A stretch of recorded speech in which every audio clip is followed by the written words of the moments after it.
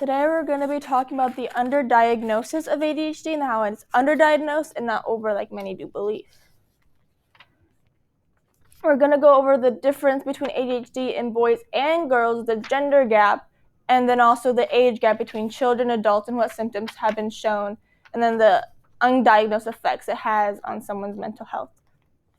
So, have you ever gone to a doctor for something and they test you for like everything, but they're in the end they can't figure out what's wrong? Well, that happened to me when I was a kid. I went to the doctor for behavioral issues and they're like, oh, she'll just grow out of it. It's fine. It was not fine. 17 years later, have been diagnosed with ADHD and severe depression and anxiety. ADHD is very underdiagnosed. ADHD is often thought that, however, it's like people always think like if someone who has ADHD is like full of energy and like bouncing off the walls and like doing all this crazy stuff and will always be disrupting class, which is not always the case. There's hyperactivity disorder, which is ADHD, but then there's there's the more subtle symptoms where you're not super hyper, but maybe you're just like really timid and stuff like that, or you just like lose focus and tend not to pay attention. ADHD, what people think it is just trouble focusing and like fidgeting a lot. What it truly is a lot of depression, hyper dysfunction, hard time, like just like forgetting to eat and sleep. So let's go over boys and girls. It is very much easier to diagnose younger kids compared to especially younger boys, because they're more likely to have the attentive form of ADHD, which is also known as attention deficit hyperactivity disorder.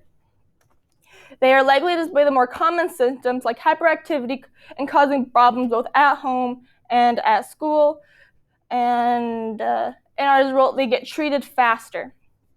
But compared to girls who have been taught since a young age how to mask how they feel and have been taught how to act a certain way for social standards. Masking is the process by which someone changes natural personality to conform to social pressures, abuse, and harassment.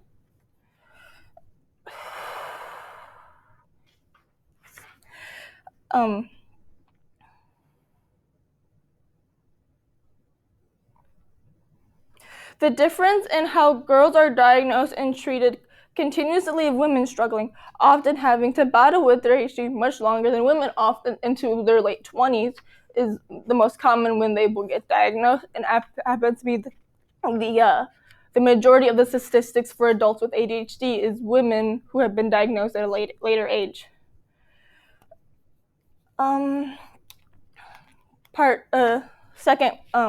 Children and adults. So as you grow older, your brain tends to mature, and so a lot of symptoms you have as a child tend to dissipate. Like hyperactivity goes down, and like focusing also goes down. So when a parent goes, oh yeah, when the parent goes, oh, my kid, I was like the same as a kid, I grew out of it. It's just because they no longer show the same symptoms of ADHD, but they still have it. It can, let's quickly go back to girls. Medical professions may only treat female patients for anxiety and depression without determining whether she has ADHD and hormones, which both affects ADHD and anxiety symptoms, may make things more complicated, like natural changings in the age and menstrual cycles and like hormones being released can either make symptoms worse or they can actually sometimes help a little, while others may improve. Changes in symptoms may can like cause a more delayed diagnosis, and this is all information from Chad.com. And then ADHD in boys. Go back. Many obvious symptoms in the brain obviously go away, like I've just stated earlier. Such different, but untreated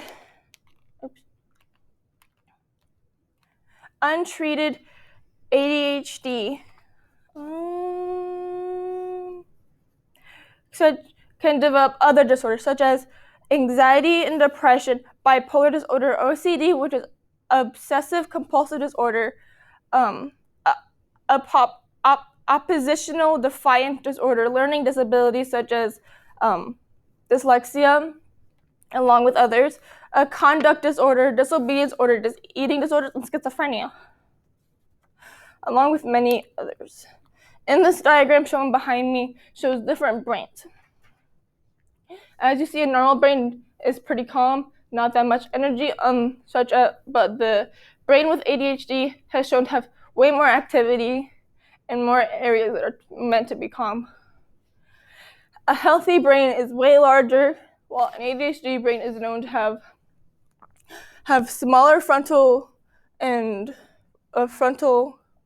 lobes, a smaller brain volume, and a smaller cerebral versus. Oops. My slides are out of order. That's fun. And this is, where is my other one? Oh, here it is. According to the National Alliance of Mental Illness, is where I got my my main list of disorders. But shown behind me is more. Forgetting to even sleep, like I said earlier, trouble recalling commonly used words, problem sleeping. It's either an all or nothing attitude where we can either do nothing at all, where like we're stuck, or we're doing everything all at the same time. Which can also sometimes lead for us, if we have something like we know something will happen that day, we'll be stuck in like a paralyzed state where we can't do anything until that something has happened or has taken place. And if we have made a plan that we have remembered and set it up, when those plans end, people with ADHD tend to be extremely upset about those things because their whole day has revolved around said plan. Making choices is extremely difficult, and once we make a choice, we tend not to like leave that choice. So like say you had a choice between one thing and another, it would take you forever to figure out that choice, which one you really wanted. And sometimes you pick what you want, and then your hyperfixation on that thing just ends in like a few minutes. Something that could be really interesting, so you could be hyperfixated on something for days and days, but then all of a sudden it just ends and you grow an extreme hate for that object. But a lot of people don't understand that. And it causes a lot of people just being like, oh, you don't know what you want, things like that. And then behind me is actually a chart about the diagnosis rate of different races. As you see, though, white is actually which is this one right here, for non-Hispanic Caucasians right here, and they are more with the average. They make up most of the average. But as you see, Hispanics are along the bottom, meaning they are either not getting the treatment because they cannot afford it, or that they're just being treated as if, once again, which happens in a lot of minorities, where their problems or issues, medical issues, tend to be ignored. And then, oh wait, no, this is the white one. This is for Caucasians, and then this was the for Black Americans. As you see, these are both lower than the average white American, because once again, white Americans tend to be more listened to versus to the minority groups.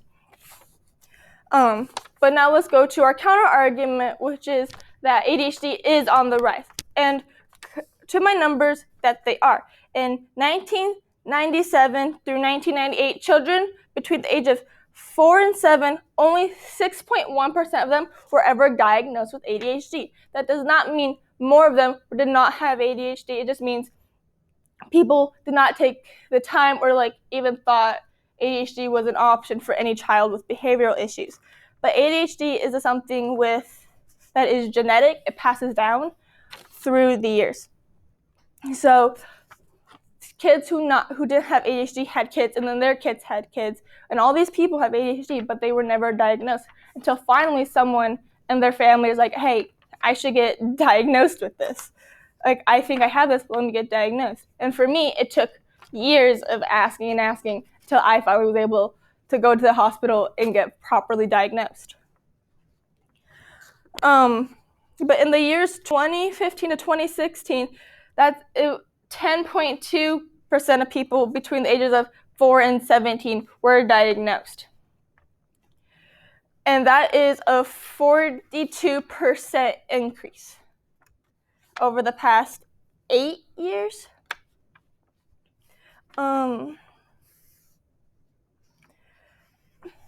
Various studies and organizations have reported various ADHD statistics over years, but Beau's study, which relies on parents' accounts, which is where I got most of my numbers from, was this guy's study, is consistent with the data that shows the drastic increase in the disorder in the American Association. Considers to be one of the most frequently among children. In 2016, a record a 42 increase in healthcare professionals diagnosed ADHD. ADHD is already super common, like I stated before, but in the past, when boys had it, they would just say boys would be boys, and if a girl was saying it, they would just say, oh, she's just asking for attention. ADHD, in many, like many disorders, is passed down, and there will always be false diagnosis with any disorder. Like you can get falsely diagnosed with a certain sickness, but then later take another test and be like, oh no, you don't have this, you have this instead. It's always a process to find exactly what disorders you have. So it's gonna take time for everything you do. And with some other stuff, like there's always gonna be mistakes made with diagnosing. And that concludes my speech. Thank you for listening.